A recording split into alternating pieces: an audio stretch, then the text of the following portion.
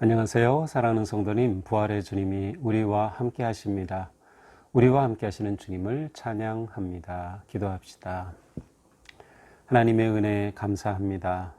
저희들에게 또 희망찬 하루, 또 새 주간을 허락하여 주시니 저희들은 오직 주님을 의지하고 또 성령님의 인도하심 따라서 거룩한 생명의 길 걷게 하여 주시옵소서. 오늘도 주실 말씀을 사모하고 또 기대하고 의지합니다. 저의 마음의 문을 열어주시고 깨닫게 하시고 말씀으로 하나님의 뜻을 깨달아 온전히 기쁨의 순종의 삶으로 나아갈 수 있도록 함께하여 주시옵소서. 예수님 이름으로 기도합니다. 아멘. 네, 오늘 말씀은 갈라디아서 6장 1절에서 10절입니다.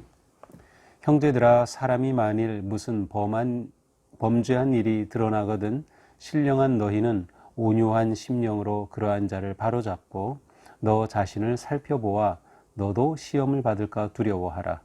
너희가 짐을 서로 지라. 그리하여 그리스도의 법을 성취하라. 만일 누가 아무것도 되지 못하고 된 줄로 생각하면 스스로 속임이라. 각각 자기의 일을 살피라. 그리하면 자랑할 것이 자기에게는 있어도 남에게는 있지 아니하리니 각각 자기의 짐을 질 것이라. 가르침을 받는 자는 말씀을 가르치는 자와 모든 좋은 것을 함께하라. 스스로 속이지 말라. 하나님은 업신여김을 받지 아니하시나니 사람이 무엇으로 심든지 그대로 거두리라. 자기의 육체를 위하여 심는 자는 육체로부터 썩어질 것을 거두고 성령을 위하여 심는 자는 성령으로부터 영생을 거두리라.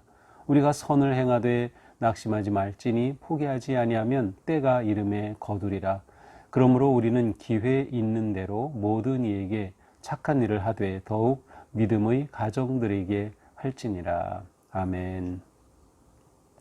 자, 이제 갈라디아서의 이제 마지막으로 향하면서 사도 바울은 그리스도인의 삶의 원리라고 할까요? 예, 아주 중요한 말씀을 보여주고 있습니다. 이제 어제 그저께 말씀을 통해서는 이제 우리는 예수 그리스도 안에서 자유함을 얻은 그러한 성도이다. 따라서 복음으로 인해 얻은 이 자유를 육체의 기회로 삼지 말고 그 자유를 방탕과 이 세상의 것을 쫓는 데 사용하지 말고 오직 서로 사랑함으로 종노릇하라는 말씀이 있었고요. 그리고 이제 어제 본문에서는 우리가 잘 아는 성령의 9가지 열매에 관한 말씀이 있습니다. 그래서 성령으로 행하는 삶 속에 이와 같은 열매를 맺어야 한다라고 말씀을 했죠. 자, 이제 오늘 본문에서는 이러한 그 삶의 핵심 곧 성령을 따라 사는 그러한 삶 곧 자유인의 삶의 모습이 어떠해야 하는가를 잘 이제 보여주고 있습니다.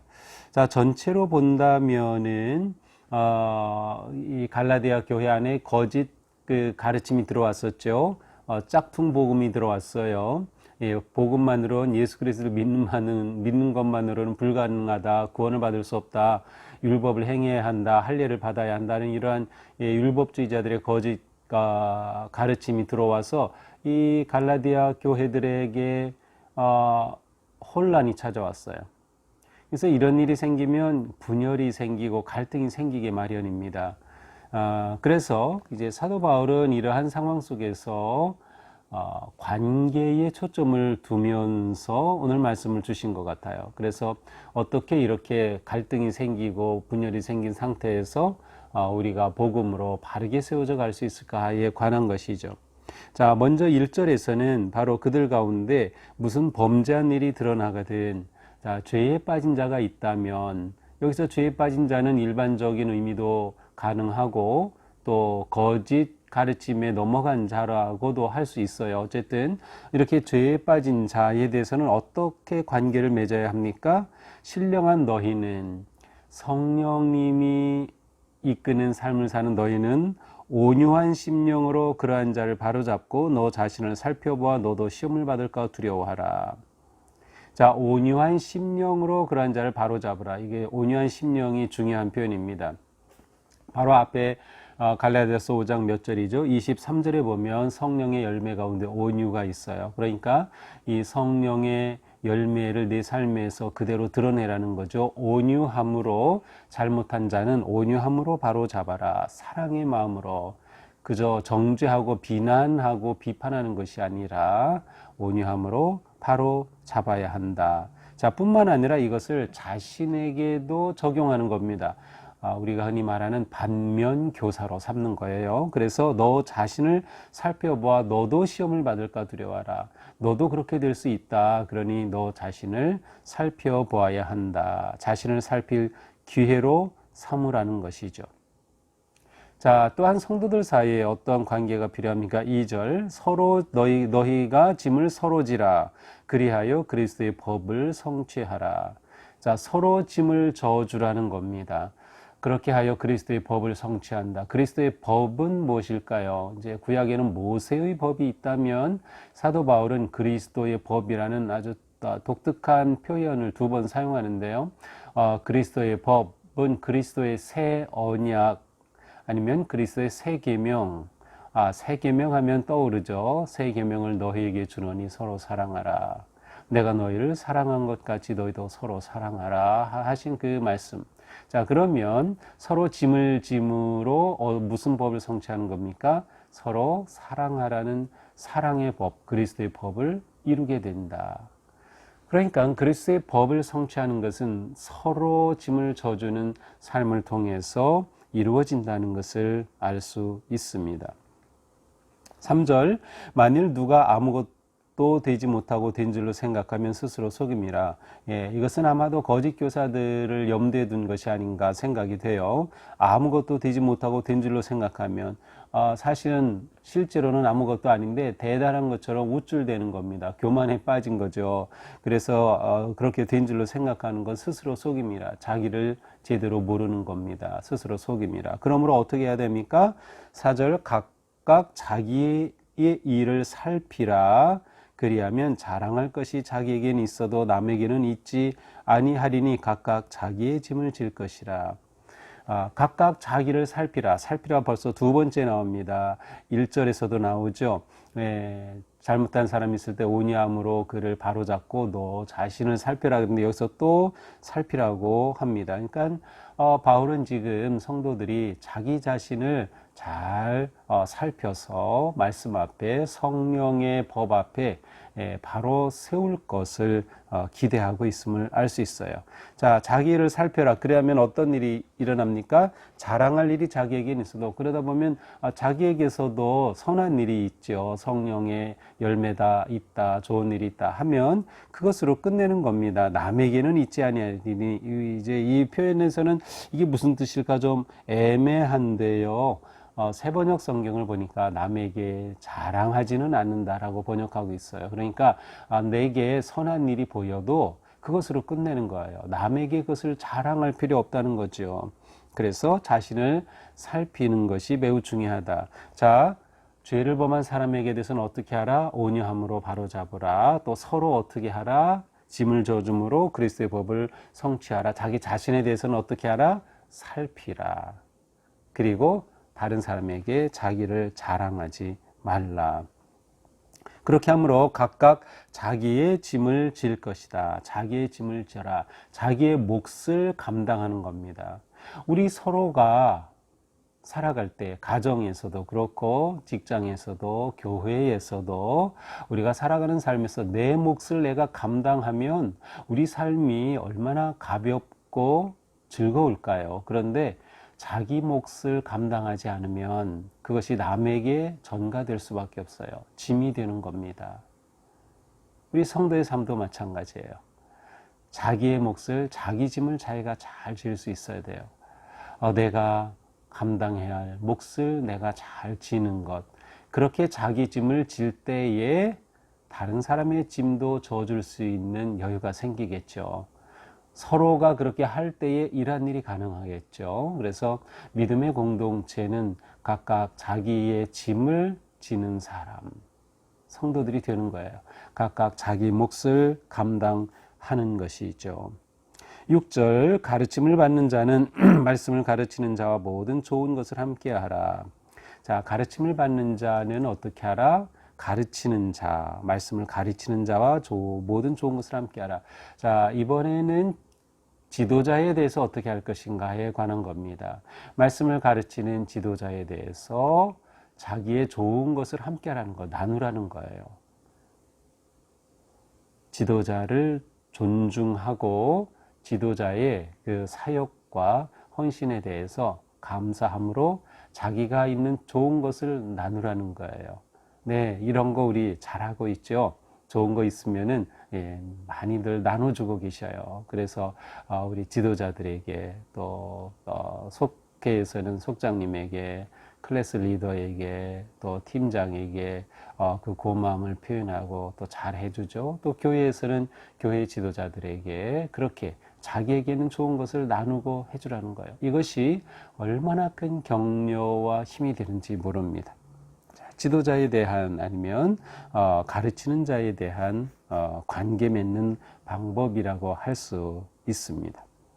자, 7절입니다. 스스로 속이지 말라. 하나님은 업신여김을 받지 아니하시나니 사람이 무엇으로 심든지 그대로 거두리라.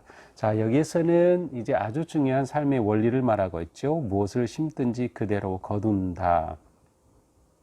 그래서 8절에 보니까 육체를 위하여 심으면 육체로부터 썩을 것을 거두고 성령을 위하여 심으면 성령으로부터 영생을 거두게 된다. 아주 중요한 삶의 원리고 추수의 법칙이라고 할까요? 아니면 심고 거두는 원리를 여기에서 말씀하고 있어요. 자, 우리는 심고 거둔다는 것은 아주 가장 중요한 이 사회의 모든 그 자연의 법칙입니다. 심은 대로 거두는 겁니다. 심은 대로 거둬요. 요즘 이제 과일이 많이 나오죠. 그런 과일을 먹을 때마다 참 맛이 있어요. 근데 사과 나무에 왜 사과가 열릴까요? 그것은 사과 씨를 심었기 때문이에요. 그래서 사과 나무가 되었으니 사과가 열린 거죠. 심은 대로 거두는 겁니다. 자, 그러므로 우리는 인생에서 좋은 것을 잘 심어야 합니다. 심은 대로 거두기 때문에 내가 심은 것을 거두기 마련이에요. 그래서 좋은 것을 잘 심어야 합니다. 자, 심은 대로 거둔다라고 되어 있지만 사실 거둘 때에는 심은 것보다 더 거둡니다. 씨앗 하나를 심었어요. 그런데 30배, 60배, 100배로 거둡니다. 사과나무 하나가 자랐지만 많은 열매가 맺어요. 사실은 심은 것을 거두지만 더 많이 거둡니다. 그런데 이것은 좋은 것뿐만이 아니라 나쁜 것도 마찬가지예요. 그래서 우리는 잘 심어야 한다. 심은 대로 거둔다. 심은 것보다 더 많이 거두게 마련이다. 이것이 자연의 법칙이죠. 그런데 거두기 위해서는 시간이 지나야 합니다. 오늘 씨를 심고 내일 열매를 기대하는 사람은 없습니다. 씨앗을 심고 싹이 나고 자라고 또 열매가 맺을 만큼 1년, 2년 지나야 비로소 열매가 맺죠. 시간이 지나야 합니다. 그러므로 9절에 말씀해요. 우리가 선을 행하되 낙심하지 말지니 포기하지 아니하면 때가 이름에 거두리라. 그렇습니다. 우리가 선행을 하다가 낙심할 때가 많이 있어요. 왜냐하면 선행의 선한 삶의 열매를 거두지 못하기 때문이죠. 그렇게 내가 열심히 섬기었는데 내가 이분을 위해서 그렇게 기도하고 사랑해 주었는데 이분이 교회를 떠났다. 믿음을 버린다. 그럼 얼마나 힘들고 실망스러워요. 그럼에도 불구하고 선한 일을 하다가는 낙심하지 말자. 심은 대로 거두기 때문에 내가 선한 것을 심었다고 하면 때가 되면 거둘 것이다. 우리에겐 이 믿음이 필요해요. 그래서 선한 일을 하며 살아가는 성도들에게는 심은 대로 거둔다. 때가 되면 하나님께서 열매를 거두게 하실 것이다. 이 믿음이 매우 중요합니다. 그러므로 우리는 항상 선한 것을 심기에 힘써야 합니다. 8절에 보니까 육체를 위하여 육체를 심으면 썩어질 것을 거둘 수밖에 없다. 하지만 우리는 성령의 사람으로 성령의 거룩한 것을 심자. 그러면 5장에 있는 것처럼 성령의 열매를 거두게 될 것이다. 그러나 열매를 거둘 때가 있으니 낙심하지 말고 선행을 멈추지 말자.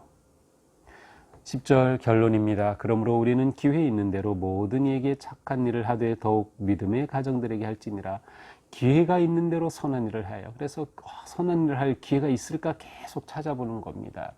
어떤 어려움이 생긴다, 고난이 생긴다, 힘든 일이 있다, 선행을 할 기회입니다. 실제로 복음을 전도할 때에 어려움을 당한 분들, 힘든 일을 당한 분들에게 복음을 전하면 더 복음을 잘 받아들입니다. 왜냐하면 그 어려움 속에서 의지할 것이 필요하기 때문이죠. 우리는 이러한 선한 일을 할 기회를 계속 찾아야 합니다. 그리고 그 기회를 놓치지 말아야 합니다. 우리에게 일어나는 고난 기회가 될 수 있습니다. 어려움, 역경, 질병 모두 기회가 될 수 있어요. 우리가 선한 일을 할 기회이고 우리의 선한 일을 통해서 그 어려움을 이겨내고 회복되고 치유의 은혜를 경험할 수 있는 기회가 될 수 있는 것이죠. 그래서 우리는 이 세상에서 기회를 찾아 선행을 하는 일에 힘쓰는 성도가 되어야 하겠다. 네, 오늘 말씀 기억하면서 오늘 하루도 우리가 선한 것을 심는 하루, 또 그 심은 것을 거두는 기대와 소망을 가지고 살아가는 하루, 또 선을 행하다 낙심하지 않는 그러한 하루. 오늘 우리의 삶이 주님 은혜 안에서 성령의 씨앗을 뿌리고 열매를 거두고 기대하는 소망이 넘치는 하루가 되기를 주님의 이름으로 축복합니다. 기도합시다. 하나님 감사합니다. 오늘 말씀을 통해서 우리에게 심은 대로 거둔다고 하는 하나님의 법칙을 배웠습니다. 주님, 오늘 살아가는 동안 저희들이 선한 열매 거두도록 선한 것을 심는 하루가 되게 하여 주시옵소서. 우리가 살아갈 때에 만나는 모든 사람들, 인간관계 속에서 선하고 거룩한 성령의 것을 심게 하여 주시옵소서. 심은 대로 거둔다는 말씀을 저희들이 기억하며 오늘도 선한 것을 심어 선한 열매를 거둘 미래를 준비하는 우리가 되게 하여 주시옵소서. 예수님 이름으로 기도합니다. 아멘. 네, 오늘도 주님 은혜 안에서 우리의 삶이 힘차고 또 선한 일에 힘쓰는 하루가 되기를 축복합니다. 사랑합니다.